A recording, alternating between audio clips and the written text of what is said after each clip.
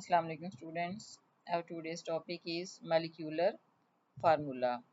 So molecular formula is a chemical formula which shows the actual number of atoms of each element present in one molecule of a compound.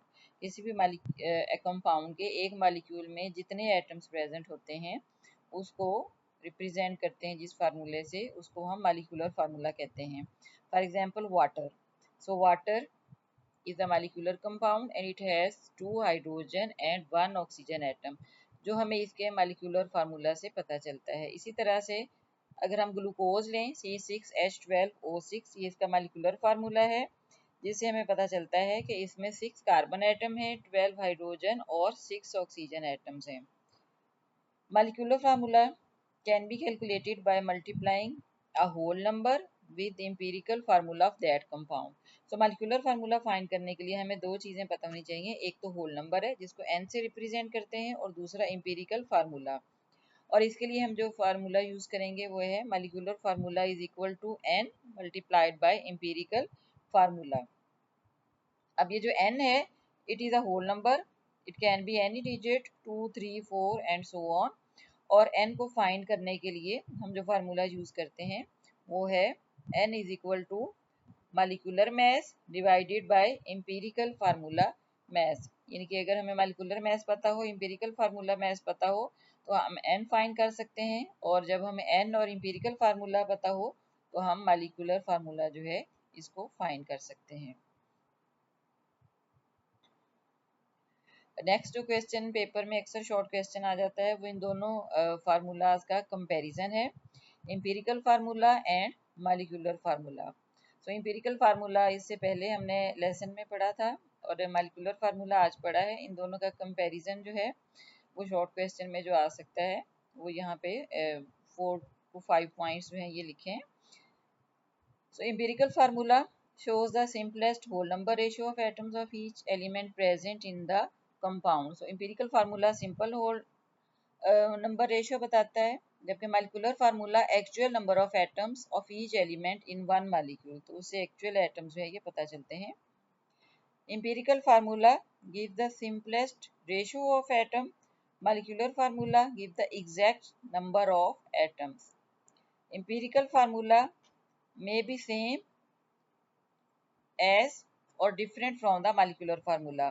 So empirical formula कुछ compounds का ऐसा होता है कि उसका molecular formula भी वही है. जैसे वाटर है, वाटर का एम्पिरिकल और मॉलिक्यूलर फार्मूला सेम है, लेकिन बहुत सारे कंपाउंड्स ऐसे हैं जिनमें एम्पिरिकल फार्मूला मॉलिक्यूलर फार्मूला से डिफरेंट होता है.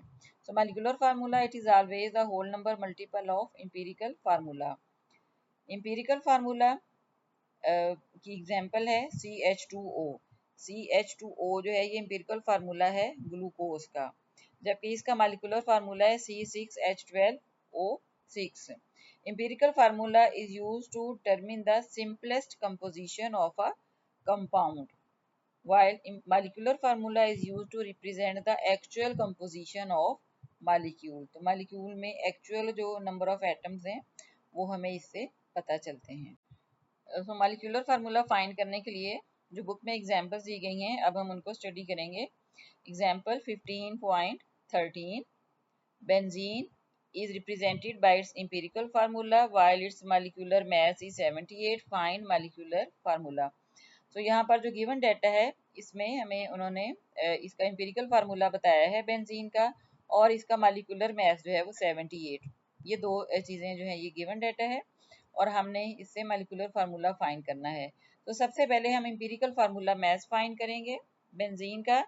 उसमें हमारे पास जो है एक कार्बन और एक हाइड्रोजन है, इनके हम मोलर मास लिखेंगे. कार्बन का 12, हाइड्रोजन का 1 और 13 हमारे पास जो है ये आंसर आ जाएगा. इसकी समेशन से जो है ये 13 एम्पिरिकल फार्मूला मास जो है हमारे पास आ गया है. मॉलिक्यूलर मास 78 है जो ऑलरेडी गिवन है. अब हमने n फाइंड करना है. So n is equal to molecular mass divided by empirical formula mass. 78 divided by 13 तो आंसर हमारे पास 6 आ जाता है, जो कि n जो है ये 6 हमारे पास आ गया.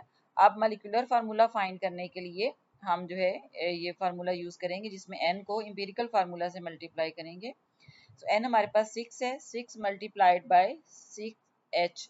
CH क्या है, एम्पिरिकल फार्मूला है, तो आंसर हमारे पास C6H6 आ जाएगा, जो कि बेंजीन का मॉलिक्यूलर फार्मूला है। तो इस तरह से इन दोनों फार्मूलाज को यूज करते हुए हमने इसका जो है बेंजीन का मॉलिक्यूलर फार्मूला फाइंड कर लिया है।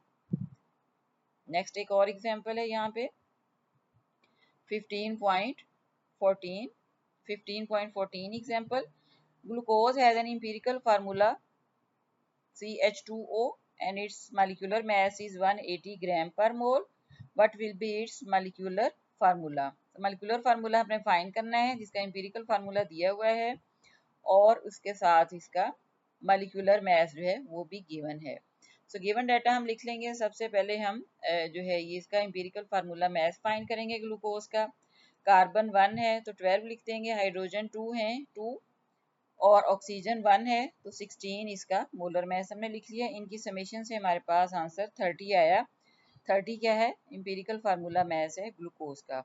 इसके बाद हम इसका मॉलिक्यूलर मास जो गिवन है 180 n फाइंड करेंगे is equal to molecular mass divided by empirical formula mass, तो n हमारे पास 6 आ जाएगा। अब जब n की वैल्यू आ गई तो हम इसमें जो सेकंड फार्मूला है उसमें ये वैल्यूज पुट करके मॉलिक्यूलर फार्मूला फाइंड कर सकते हैं। So molecular formula of glucose is equal to 6 divide multiplied by CH2O जो कि एम्पिरिकल फार्मूला है, तो हमारे पास मॉलिक्यूलर फार्मूला आ जाएगा C6H12O6। तो ग्लूकोज का जो मॉलिक्यूलर फार्मूला है वो C6H12O6 है। अब इसके बाद जो है हमने ये जो क्विक चेक है 15.6 ये सॉल्व करना है। So given data of 15.6 quick check is percentage of carbon 85.71%, molar mass 84 gram per mole और कंपाउंड हाइड्रोकार्बन है। सो हाइड्रोकार्बन वो कंपाउंड्स हैं जिसमें दो ही एलिमेंट्स होते हैं, एक कार्बन और दूसरा हाइड्रोजन। तो कार्बन की परसेंटेज गिवन है तो हाइड्रोजन की हम इससे फाइंड कर लेंगे। परसेंट मीन 100, तो 100 में से अगर 85.71 ग्राम जो है वो कार्बन है तो जो रिमेनिंग पार्ट होगा वो हाइड्रोजन होगी। So percentage of hydrogen is equal to 100 minus percentage of carbon. तो 100 में से 85.71 सब्ट्रैक्ट करेंगे तो हमारे पास आंसर आ जाएगा 14.29%। तो इस तरह से अब हमारे पास दोनों की परसेंटेज आ गई है, कार्बन की भी और हाइड्रोजन की भी। जो फर्स्ट स्टेप था ये हमने सॉल्व कर लिया है। सेकेंड स्टेप में हमने जो है ये इनके मैसेज फाइंड करने हैं। सो अगर हम इज्यूम करें कि 100 ग्राम कंपाउंड है तो हमारे पास 85.71 ग्राम कार्बन है और 14.29 ग्राम जो है ये हाइड्रोजन है। इसके बाद इसको हम मोल्स में कन्वर्ट करेंगे। So moles of carbon will be equal to mass of carbon divided by molar mass। तो इसमें 85.71 इसका mass है और 12 क्या है, मोलर mass है कार्बन का। तो हमारे पास आंसर आ जाएगा 7.14 मोल्स। इसी तरह से हाइड्रोजन के हम मोल्स फाइंड करेंगे, mass divided by molar mass of hydrogen। तो 14.29 डिवाइडेड बाय 1, तो आंसर हमारे पास आ जाएगा 14.29 मोल। नेक्स्ट स्टेप जो है जिसमें हमने simple whole number ratio find करनी है इन एटम्स की, उसके लिए हम देखेंगे कि इन दोनों में से जो नंबर ऑफ मोल्स हमारे पास आए इनमें से लोएस्ट डिजिट कौन सा है। तो ये जो दोनों वैल्यूज हैं इनमें से लोएस्ट डिजिट है 7.14। 7.14 से हम दोनों जो नंबर ऑफ मोल्स हैं उनको डिवाइड करेंगे। So carbon ratio hydrogen is equal to carbon के number of moles divided by 7.14 और इसी तरह से हाइड्रोजन के जो नंबर ऑफ मोल्स हैं इसको डिवाइड करेंगे 7.14 से। तो इन दोनों में हमारे पास जो रेशियो आ रही है वो 1:2 जब इसको डिवाइड करेंगे। सो कार्बन जो है 1 और हाइड्रोजन 2, इस तरह से ये इसका एम्पिरिकल फार्मूला CH2O जो है ये हमने फाइंड कर लिया है। नेक्स्ट स्टेप 5 जो है इसमें हमने एम्पिरिकल फार्मूला मास फाइंड करना है। कार्बन का मास 12 है, हाइड्रोजन का 1 है लेकिन 2 हाइड्रोजन एटम है तो ये 2 हो जाएगा और टोटल जो है एम्पिरिकल फार्मूला मास 14 ग्राम पर मोल आ जाएगा। अब हमने मॉलिक्यूलर फार्मूला फाइंड करना है और उसके लिए जो हमने फार्मूला यूज किया है इसको यूज करते हुए n फाइंड करेंगे। n is equal to molecular mass divided by empirical formula mass.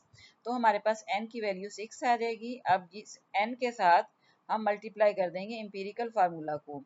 So 6 multiplied by CH2O, तो आंसर आ जाएगा C6H12। तो जो कंपाउंड है अननोन हाइड्रोकार्बन वो है C6H12।